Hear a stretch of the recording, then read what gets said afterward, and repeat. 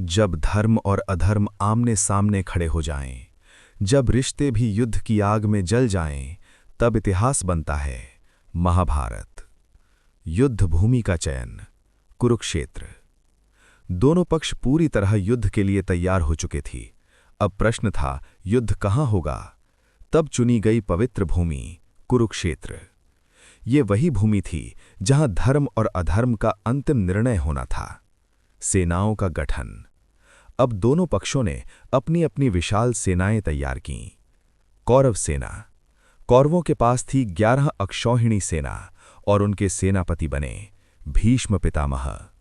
उनके साथ थे द्रोणाचार्य, कर्ण, अश्वत्थामा, कृपाचार्य। पांडव सेना। पांडवों के पास थी 7 अक्षौहिणी सेना और उनके सेनापति बने धृष्टद्युम्न। उनके साथ थे अर्जुन, भीम, युधिष्ठिर, नकुल, सहदेव और सबसे महत्वपूर्ण श्री कृष्ण अर्जुन के सारथी। अंतिम शांति प्रयास। युद्ध शुरू होने से पहले एक बार फिर शांति का प्रयास किया गया। श्री कृष्ण खुद कौरव सभा में गए।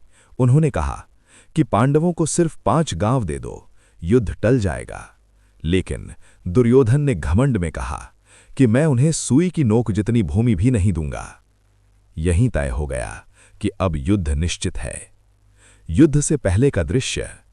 दोनों सेनाएं आमने सामने खड़ी थीं। शंख बजने लगे, धरती कांप उठी।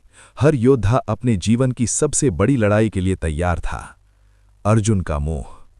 जब युद्ध शुरू होने वाला था तब अर्जुन ने देखा सामने उनके अपने ही लोग खड़े हैं। गुरु द्रोणाचार्य, पितामह भीष्म पितामह, भाई, रिश्तेदार। अर्जुन का मन कांप गया। उन्होंने कहा कि मैं अपने ही लोगों को कैसे मार सकता हूं, मुझे ये युद्ध नहीं चाहिए। तब श्री कृष्ण ने अर्जुन को समझाया। यही वो क्षण था जब दुनिया को मिला भगवत गीता का ज्ञान। श्री कृष्ण बोले, आत्मा कभी नहीं मरती, धर्म के लिए युद्ध करना ही तुम्हारा कर्तव्य है। अर्जुन का संकल्प। अब अर्जुन का मोह समाप्त हो चुका था। उन्होंने अपना गांडीव उठाया और कहा, अब मैं धर्म के लिए युद्ध करूंगा। युद्ध का आरंभ। शंख बजे, धनुष उठे और शुरू हुआ महाभारत का महान युद्ध। अब शुरू होगा इतिहास का सबसे भयानक युद्ध।